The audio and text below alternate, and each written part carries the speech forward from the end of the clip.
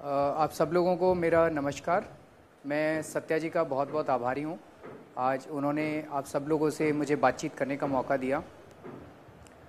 साथियों, हम लोग देख रहे हैं कि किस तरह से रोज़ हमारा देश लुट रहा है। रोज़ एक नया स्कैम निकल के आता है और आज का स्कैम पिछले वाले स्कैम से कहीं बड़ा होता है। 1 लाख करोड़, 2 लाख करोड़, 3 लाख करोड़, अब तो इसका कोई सेंस ही नहीं बचा है। और हम देखते हैं कि हर पार्टी इन स्कैम्स में मिली हुई है, चाहे वो कांग्रेस हो, चाहे बीजेपी हो, Samajwadi party, Bahujan Samajwadi party, DMK, ADMK, सब पार्टियां मिलकर स्कैम कर रही हैं और कोई पार्टी नहीं चाहती है कि भ्रष्टाचार के खिलाफ कोई एक्शन लिया जाए। आप सब लोगों को पता है कि 2 साल तक अन्ना हज़ारे जी के साथ हम लोग रामलीला मैदान में जंतर मंतर पे भ्रष्टाचार के खिलाफ कितना बड़ा आंदोलन हुआ। अगस्त 2011 में तो एक इतनी बड़ी क्रांति आई जो कि शायद इंडिपेंडेंस के बाद किसी ने देखा नहीं था कि इतने लार्ज नंबर्स में लोग सड़कों के ऊपर उतर के आए, जब अन्ना जी 13 दिन के लिए रामलीला मैदान में अनशन पे बैठे थे। उसके बावजूद जब अन्ना जी अनशन पे बैठे थे, पूरी संसद ने, सारी पार्टियों ने मिलके पूरे देश के सामने प्रॉमिस किया कि वो एक स्ट्रॉन्ग एंटी करप्शन लॉ लेके आएंगे, जन लोकपाल बिल लेके आएंगे। उसके तभी अन्ना जी ने अपना अनशन छोड़ा था। उसके बावजूद सारी पार्टियों ने मिलकर 3 महीने के अंदर they went back on their word. उन्होंने धोखा दिया पूरे देश को और उन्होंने कानून, आज तक कानून नहीं दिया उन्होंने। और जो कानून डिबेट भी कर रहे हैं वो इतना डाइल्यूटेड लॉ है कि वो आने के बाद भी कुछ नहीं होने वाला। तो धीरे धीरे हमें ये समझ में आने लगा कि कोई भी पार्टी नहीं चाहती है कि करप्शन के खिलाफ एक्शन होना चाहिए। क्यों? क्योंकि सारी पार्टियां मिली हुई हैं, सभी पार्टी के लीडर्स ने भ्रष्टाचार किया हुआ है, सारी पार्टियां अपने लीडर्स को प्रोटेक्ट करना चाहती हैं। तो ये धीरे धीरे क्लियर होता गया कि जब तक इस देश की राजनीति को साफ नहीं किया जाएगा, जब तक इस देश की पॉलिटिक्स को साफ नहीं किया जाएगा, तब तक कोई सुधार नहीं हो सकता। इसलिए हम लोगों को ये आम आदमी पार्टी बनानी पड़ी, इसलिए हम लोगों को पॉलिटिक्स में आना पड़ा। हम लोग कोई नेता नहीं है, हमें पॉलिटिक्स करनी नहीं आती है, हम लोग तो आम आदमी थे। लेकिन जब कोई चारा नहीं बचा तब हम लोगों को पॉलिटिक्स में आना पड़ा।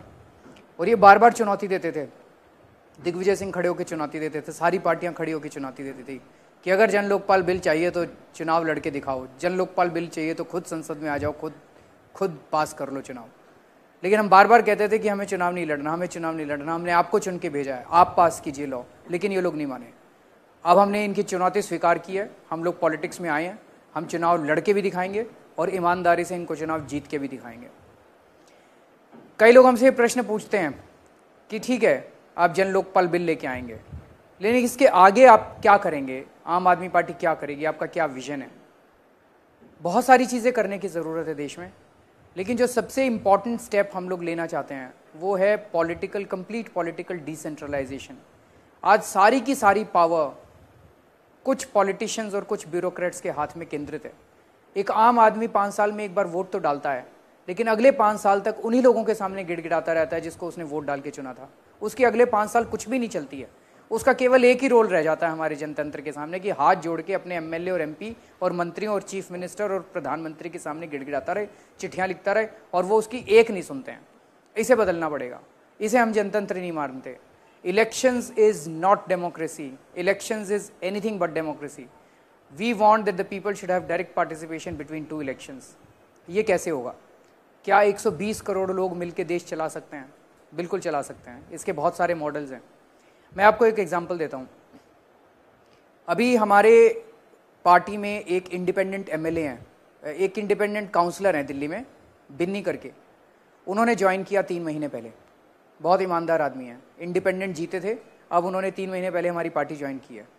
उन्होंने एक्सपेरिमेंट शुरू किया। वो एक म्यूनिसिपल वार्ड के काउंसलर हैं। उन्होंने अपने सारे म्यूनिसिपल वार्ड में there are about 10 to 12,000 families, सब फैमिलीज़ को एक दिन नोटिस भेजा 2 महीने पहले, और सबको कहा कि मैंने ये डिसाइड किया है कि मैं जो भी काम करूंगा अपनी जनता से पूछ के करूंगा। तो मैं इस संडे को, आने वाले संडे को सुबह 11 बजे इस जगह मीटिंग रख रहा हूँ, आप लोग आइए और मुझे बताइए कि मैं क्या काम करूँ, आपकी कैसे सेवा करूँ। तो उसके कहने पे, उसके नोटिस पे 400-500 लोग इकट्ठे हो गए। उस मीटिंग के शुरू में, मैंने भी मीटिंग अटेंड की थी, उस मीटिंग के शुरू में उसने अनाउंस किया कि मेरे पास अभी कल म्यूनिसिपल काउंसिल से चिट्ठी आई है और मेरे पास इस साल के लिए काउंसलर डेवलपमेंट फंड का 50 लाख रुपया आया है। आप लोग मुझे बताइए कि मैं इस पैसे को कैसे यूज़ करूं। आपको सरप्राइज नहीं लगता? आज तक कभी आपके काउंसलर ने आपसे पूछा कि मेरे पास इतना पैसा पड़ा है, आप मुझे बताइए कि मैं पैसा कैसे इस्तेमाल करूं? कभी नहीं पूछा। हम अपने एमएलए या काउंसलर से काम कराने जाते हैं, वो तो हमेशा यही कहता है पैसा खत्म हो गया, अगली साल आना, अगली साल जब पैसा आएगा तब मैं काम करूंगा। आज तक हमारे काउंसलर ने हिसाब ही नहीं दिया, आज तक हमारे एमएलए ने, एमपी ने कभी हिसाब ही नहीं दिया अपने फंड का। ये आदमी पहली बार ये कह रहा है कि आप मेरे को बताइए कि मेरे पास 50 लाख रुपया है, मैं इसको कैसे इस्तेमाल करूं? ठीक है, जनता वहां पे सबने अपने अपने प्रोजेक्ट्स बताने चालू किया। जब मीटिंग शुरू हुई तो हमें ये लगा कि 50 लाख तो बहुत कम पड़ जाएंगे, जनता की तो बहुत बड़ी बड़ी डिमांड्स होगी। सारे लोगों की सारी डिमांड्स मिला के, किसी ने कहा कि हमारी वो स्ट्रीट लाइट खराब हो गई, वो ठीक करा दीजिए, किसी ने कहा कि हमारे सड़क पे गड्ढा है, वो ठीक करा दीजिए। लोगों की बहुत छोटी छोटी डिमांड्स हैं, सारी डिमांड्स पूरी 5.25 लाख रुपए में सारी सब लोगों की डिमांड्स पूरी हो गई। On the spot project sanction हो गए, ऑन द स्पॉट सब लोगों की डिमांड पूरी कर दी गई 5.25 लाख रुपए में, 45 लाख रुपए बच गए, बहुत बड़ी बात है। उसके बाद उसने कहा कि पिछले 3 महीने में हमारे एरिया में 6 गलियां बनी हैं कंक्रीट की। आप ये बताइए कि ये गलियां ठीक बनी है कि नहीं बनी, मैं इनकी पेमेंट कराऊं या ना कराऊं? कभी आज तक आपके काउंसलर ने पूछा कि ये गली ठीक बनी है कि नहीं बनी? सारी गलियां बन जाती है, उसमें जम के भ्रष्टाचार होता है, हम शिकायत करते रहते हैं, चिट्ठियां लिखते रहते हैं, विजिलेंस को देते हैं, सीबीआई को देते हैं, कोई एक्शन नहीं होता। यहाँ पे एक काउंसलर है जो जनता से पूछ रहा है कि आप बताइए ये सड़क की पेमेंट करूं या ना करूं? तो ऑन द स्पॉट जनता ने कहा ये 5 गलियां तो ठीक हैं, एक गली गड़बड़ है, इसकी पेमेंट रोक दी जाए। उसने तुरंत ऑर्डर दिए कि पेमेंट रोक दी जाए। वहीं पे उसी मीटिंग में उस एरिया के सारे ऑफिसर्स भी मौजूद थे, सारे इंजीनियर्स भी मौजूद थे, वहीं मिनट्स बने कि उसकी पेमेंट रोक दी जाए। एक जॉइंट कमेटी बनाई गई, उस जॉइंट कमेटी में वहां उस सड़क पे रहने वाले रेजिडेंट्स थे 3 और असिस्टेंट इंजीनियर था। उन्होंने उसके बाद जाके उसका इंस्पेक्शन किया। इंस्पेक्शन में पाया कि वो सीमेंट कंक्रीट की 4 इंच की बननी चाहिए थी और वो 2 इंच की बनी थी। ठेकेदार को बुलाया गया, ठेकेदार ने ऑन द स्पॉट अपना जुर्म कबूल किया, असिस्टेंट इंजीनियर ने जुर्म कबूल किया, और अगले महीने जो वहां की वार्ड सभा हुई, उस वार्ड सभा में ये डिसाइड हुआ, ठेकेदार ने अपनी गलती मानी और उसने कहा कि मुझे मौका दीजिए, मैं ये पूरी सड़क दोबारा बना देता हूँ, और उसने पूरी सड़क दोबारा बना दी। इसको डेमोक्रेसी कहते हैं, इसको स्वराज कहते हैं। ये हमारी पार्टी का विजन है कि हम अंदर सत्ता भोगने के लिए नहीं जा रहे, हम सत्ता जनता के हाथ में देने के लिए जा रहे हैं। अब आप ये सोचिए, मान लीजिए आम आदमी पार्टी की सरकार बनती है, हम अब ये कानून ही बना दे, मान लो एक कानून बना दिया जाए, उस कानून में लिखा जाए कि किसी भी हर एरिया में वहाँ के वार्ड सभा कह लीजिए या मोहल्ला सभा कह लीजिए, वहाँ के लोगों की हर फर्स्ट संडे को 11 बजे फलानी जगह मीटिंग होगी। मान लीजिए कानून में लिख देता है कि हर एरिया में हर महीने मीटिंग होगी, और लोग डिसाइड करेंगे कि वहाँ पे सरकारी पैसे से कौन कौन से प्रोजेक्ट्स किए जाएं। ये लोगों की वोटिंग से डिसाइड होगा। वहाँ पे लोग डिसाइड करेंगे कि जो काम हुआ वो ठेकेदार की पेमेंट की जाए कि नहीं की जाए। आपको क्या लगता है, इससे फायदा होगा कि नहीं होगा? बिल्कुल होगा। उसी तरह से मान लीजिए हम उसमें लिखते हैं कि अगर कोई स्वीपर ठीक से सफाई नहीं करेगा तो मोहल्ला सभा को पावर होगी कि वो स्वीपर को समन कर सके, अगर वो स्वीपर नहीं मानता है तो उसकी तनख्वाह रोक सके। मान लीजिए सरकारी स्कूल के अंदर कोई टीचर ठीक से नहीं पढ़ाता, मोहल्ला सभा के पास पावर होगी उस टीचर को समन करने की, उसकी तनख्वाह रोकने की। या अगर मान लीजिए आपके एरिया में सरकारी स्कूल है, उसमें टीचर्स की कमी है, मोहल्ला सभा को पावर होगी टीचर्स की अपॉइंटमेंट की, मोहल्ला सभा को पावर होगी वहाँ पे अपने एरिया में जो सरकारी अस्पताल है उसमें डॉक्टर्स की अपॉइंटमेंट की, मोहल्ला सभा को पावर होगी वहाँ पे अगर फ्री में मेडिसिन देनी है तो मेडिसिन को ऑर्डर करने की। अगर हम जनता को सीधे पावर दे दें, मोहल्ला सभा को पावर दे दें कि डिसीजंस मोहल्ला सभा लेगी और उसको इंप्लीमेंट लोकल ब्यूरोक्रेसी करेगी, और अगर लोकल ब्यूरोक्रेसी ठीक से इंप्लीमेंट नहीं करती है तो मोहल्ला सभा उन ऑफिसर्स को निकाल सकती है, उनकी तनख्वाह रोक सकती है, उनको पीनलाइज कर सकती है, या अच्छा काम करते हैं तो उनको रिवॉर्ड कर सकती है। मुझे तो लगता है कि चमत्कार हो जाएगा देश के अंदर। कम से कम अपने एरिया की समस्याओं के लिए तो मोहल्ला सभा को पावर दे सकते हैं। मेरा एरिया, मेरी कॉलोनी, मेरा गाँव, इसके बारे में जितने डिसीशंस हैं ये सारे डिसीजंस लेने का अधिकार मोहल्ला सभा को होना चाहिए। लेकिन मान लीजिए स्टेट हाईवे बनना है, मान लीजिए स्टेट यूनिवर्सिटी बननी है, मान लीजिए कोई बड़ा कॉलेज बनना है, ये सारे डिसीजन स्टेट गवर्नमेंट को लेने पड़ेंगे। ट्रांसपोर्ट पॉलिसी ये स्टेट गवर्नमेंट को करने पड़ेंगे। सो उस एरिया की लोकल प्रॉब्लम्स, आम जनता 80 से 90% अपनी दिन ब दिन की प्रॉब्लम से दुखी है। बिजली, पानी, सड़क, गली, राशन, ये सारी पावर तो हम लोकल लोगों को दे ही सकते हैं, वो डिसीजन ले सकते हैं। इससे भ्रष्टाचार बहुत कम होगा और लोकल लोग डायरेक्टली उसमें पार्टिसिपेट करना पड़ेंगे, चाहे कर सकते हैं। दूसरी चीज़, हमें अपनी एजुकेशन और हेल्थ के ऊपर ध्यान देना पड़ेगा। अगर हमने अपने पूरे, आज हमारे देश में इतने लोग अनपढ़ हैं, आज हमारे देश में इतने लोग अस्वस्थ हैं, लेकिन एजुकेशन इतनी महंगी हो गई कि गरीब आदमी पढ़ा नहीं पाता अपने बच्चों को। प्राइवेट स्कूल में भेजने की उसकी औकात नहीं है। प्राइवेट स्कूलों की फीस इतनी ज़्यादा बढ़ रही है कि एक आम आदमी उन फीस को बर्दाश्त नहीं कर पाता। तो हम अपने सरकारी स्कूलों, दिल्ली के अंदर 1800 सरकारी स्कूल हैं प्राइमरी और 1200 सेकेंडरी स्कूल हैं। 3000 स्कूल हैं जिसके अंदर 15 लाख बच्चे पढ़ते हैं दिल्ली में। इन 15 लाख बच्चों की ज़िंदगी बिल्कुल बेकार है, क्योंकि इनकी यहाँ पे सरकारी स्कूलों के अंदर बिल्कुल पढ़ाई नहीं है। हम इनकी स्कूलों की स्थिति क्यों नहीं सुधार सकते? इनके अंदर इंफ्रास्ट्रक्चर क्यों नहीं सुधार सकते? इनकी क्वालिटी क्यों नहीं सुधार सकते? हम ऐसा क्यों नहीं कर सकते कि सरकारी स्कूल की जो क्वालिटी है वो एक प्राइवेट स्कूल के बराबर होनी चाहिए या उससे भी ज़्यादा अच्छी होनी चाहिए। प्राइवेट स्कूल डीपीएस से भी अच्छी होनी चाहिए हमारे सरकारी स्कूल की पढ़ाई, चाहे जितना पैसा खर्च करना पड़े। अगर हमारी पॉलिटिकल विल है कि हम अपनी पूरी कौम तैयार करना चाहते हैं, हम अपने बच्चों को अच्छा बनाना चाहते हैं, चाहे गरीब हो चाहे अमीर हो, तो हम कर सकते हैं। तो हमारी सबसे पहली प्रायोरिटी आम आदमी पार्टी की होगी कि स्कूल और स्वास्थ्य, सरकारी अस्पतालों को भी इतना अच्छा बनाइए कि जितना प्राइवेट अस्पतालों में अच्छा इलाज होता है वैसे ही सरकारी अस्पतालों में अच्छा इलाज होगा। अगर हमने अच्छी शिक्षा दे दी अपने बच्चों को और अगर हमने अपने सारे लोगों का स्वास्थ्य अच्छा कर दिया तो एक पूरी कौम तैयार होगी। सरकार का काम केवल फ्लाईओवर बनाना ही नहीं है। 10 फ्लाईओवर कम बन जाएं उससे खास प्रॉब्लम नहीं होगी, लेकिन अगर हमारी पूरी कौम तैयार हो गई तो बड़े होकर ये 2000 फ्लाईओवर भी बना लेगी, 10,000 फ्लाईओवर भी बना लेगी। तो हमारा मकसद है हमारी आम आदमी पार्टी का कि हम ह्यूमन डेवलपमेंट करना चाहते हैं, हम जनता को तैयार करना चाहते हैं, पूरी कौम तैयार करना चाहते हैं। एक बहुत बड़ा मुद्दा उठ रहा है अनएम्प्लॉयमेंट का। हमारे युवा शिक्षा लेते हैं और उसके बाद उनको रोजगार नहीं मिलता है। आज हमारी पूरी की पूरी शिक्षा प्रणाली ऐसी है कि वो उसके बाद नौकरी ढूंढते हैं। हम बेसिकली नौकरियां लेने के लिए अपने युवाओं को तैयार कर रहे हैं, जबकि भारत जो है वो एंटरप्रेन्योर्स का देश है। हमारे देश में हर आदमी एक एंटरप्रेन्योर है, एक रिक्शा वाला भी एंटरप्रेन्योर है, किसान भी एंटरप्रेन्योर है, हर छोटा आदमी बड़ा आदमी एंटरप्रेन्योर है। जितनी एंटरप्राइजिंग स्पिरिट हमारे देश के अंदर है कहीं दुनिया में आपको नहीं मिलेगी। हमें अपने युवाओं के लिए अपॉर्चुनिटीज, अवसर क्रिएट करने पड़ेंगे कि वो अपने धंधे शुरू कर सकें। आज हमारे कॉलेजेस, कोई बीकॉम की डिग्री देता है, कोई बीए की, कोई बीएससी की, कोई इवन इंजीनियर्स भी सारे बड़े होकर नौकरियां ढूंढते हैं। हम क्यों नहीं इंक्यूबेशन सेंटर्स शुरू कर सकते? फॉरेन यूनिवर्सिटीज़ के अंदर इंक्यूबेशन सेंटर्स होते हैं। 3 साल के लिए बच्चा पढ़ने के बाद तुरंत वहाँ पे इंक्यूबेशन सेंटर में वहीं से छोटा सा लोन ले और वहीं पे अपना let them think about, let them have various ideas. उनके आइडियाज़ तो होते हैं युवाओं के, लेकिन उनके पास माहौल नहीं होता, उनके पास अपॉर्चुनिटीज़ नहीं होती। कॉलेज में इंक्यूबेशन सेंटर्स हो, कॉलेज उनको वो दे और हम युवाओं को अच्छा चीप लोन प्रोवाइड करें जिससे वो अपना खुद का रोजगार शुरू कर सकें। कई लोग हमारे ऊपर इल्ज़ाम लगा रहे हैं, लोग कहते हैं कि हम लेफ्टिस्ट हैं। पिछले साल तक जब अन्ना का आंदोलन चल रहा था लोग कहते थे हम कैपिटलिस्ट हैं। हम ये कहना चाहते हैं कि हमें ना तो ये पता कि लेफ्टिज्म क्या होता है और ना हमें ये पता कि हम कैपिटलिज्म क्या होता है। We are not wedded to any ideology.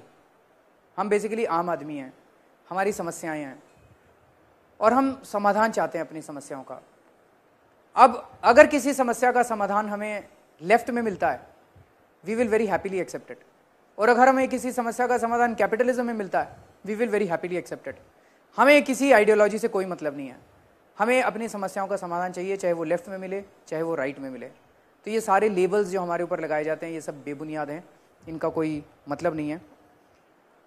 हम राजनीति करने नहीं आए हैं, राजनीति बदलने के लिए आए हैं और उसकी कुछ हद तक तो शुरुआत हुई है। हमने ये अनाउंस किया, आज हमारी संसद के अंदर 162 ऐसे लोग हैं, ऐसे सांसद हैं लोकसभा में जिनके ऊपर संगीन अपराध के केस चल रहे हैं। They are facing serious criminal charges. अगर ऐसे लोग, उनके ऊपर रेप के चार्जेस, उनके ऊपर मर्डर के चार्जेस, उनके ऊपर किडनैपिंग के चार्जेस, उनके ऊपर एक्सटॉर्शन के चार्जेस हैं, ऐसे लोग अगर संसद में बैठेंगे तो क्या आपको लगता है कि हमारे देश में कभी भी क्रिमिनल जस्टिस सिस्टम इंप्रूव कर सकता है? क्या आपको लगता है कि हमारे देश में कभी भी औरतें सेफ हो सकती हैं अगर रेपिस्ट्स जाके संसद के अंदर बैठेंगे? क्या आपको लगता है कि मर्डर के खिलाफ कभी भी स्ट्रॉन्ग एक्शन हो सकता है? बिल्कुल नहीं हो सकता। इसीलिए आम आदमी पार्टी ने पहली बार डिसाइड किया है कि हम किसी भी ऐसे आदमी को टिकट नहीं देंगे जिसके ऊपर क्रिमिनल चार्जेस हों। चार्जेस तो छोड़िए, फॉर्मल चार्जेस तो छोड़िए, अगर उसकी एरिया में इमेज भी खराब है तब भी हम उसको टिकट नहीं देंगे। हमने एक बहुत ही इंटरेस्टिंग प्रोसीजर, सिलेक्शन प्रोसीजर अपने कैंडिडेट्स का डिसाइड किया है कि हम जनता से कैंडिडेट्स के लिए एप्लीकेशन मांग रहे हैं। जितनी भी एप्लीकेशन आती है फिर एक कैंडिडेट स्क्रीनिंग कमेटी है जो शॉर्टलिस्ट बनाती है 5 लोगों की, उसको हम वेबसाइट पे डालते हैं और जनता से पूछते हैं कि इन 5 लोगों के खिलाफ आपके पास कोई सबूत है? हो सकता है हमसे रह गया हो, हम अपनी भी स्क्रीनिंग, हम अपनी भी इन्वेस्टिगेशन करा रहे हैं उनकी, लेकिन अगर जनता के पास है तो आप हमें बताइए। हम एक भी आदमी को, ऐसे आदमी को टिकट नहीं देंगे जिसके खिलाफ कोई भी सबूत होगा। दूसरी चीज़, आज हम देखते हैं पार्टियों में एक ही परिवार से सबको टिकट मिल रहा है, बहू को भी मिल रहा है, मुलायम सिंह भी को भी टिकट मिलता है, अखिलेश यादव को भी टिकट मिलता है, डिम्पल यादव को भी टिकट मिलता है, सोनिया गांधी को भी टिकट मिलता है, राहुल गांधी को भी टिकट मिलता है, शीला दीक्षित को भी टिकट मिलता है और संदीप दीक्षित को भी टिकट मिलता है। एक ही परिवार से सबको, हमने अपने संविधान में डाल दिया, अपने कॉन्स्टिट्यूशन में पार्टी के, कि एक परिवार से दो लोगों को टिकट नहीं मिलेगा। ये वंशवाद हमें खत्म करना पड़ेगा। एक जो बहुत, जब चुनाव होते हैं तो लोगों को, कैंडिडेट्स को टिकट खरीदनी पड़ती है, 2 करोड़ वो पार्टी फंड में जमा कराता है तब उसको टिकट मिलती है, चाहे कोई भी पार्टी हो, और 3-4 करोड़ रुपए वो चुनाव में खर्च करता है। तो एक आदमी जो 6 करोड़ रुपए खर्च करके आएगा तो वो 20 करोड़ तो कमाएगा अगले 5 साल में। हमारी पार्टी ने तय किया है कि किसी भी कैंडिडेट को एक भी पैसा खर्च करने की जरूरत नहीं पड़ेगी और कंप्लीट फाइनेंशियल ट्रांसपेरेंसी होगी। एक एक पैसे का हिसाब हम लोग अपनी वेबसाइट पे डालते हैं। जितने डोनर्स हैं, हमें कोई 1 रुपया भी देता है तो उसको भी हम वेबसाइट के ऊपर डालते हैं। आप हमारी वेबसाइट पे जाके देख लीजिए, एक एक पैसे का आपको वहाँ पे हिसाब मिलेगा। पिछले 5 सालों में बताते हैं कांग्रेस को 2000 करोड़ से ज़्यादा का चंदा मिला है, लेकिन वो अपने लिस्ट ऑफ डोनर्स नहीं बता रहे। बीजेपी को 800 करोड़ रुपए से ज़्यादा का चंदा मिला है, वो भी अपने लिस्ट ऑफ डोनर्स नहीं बता रही।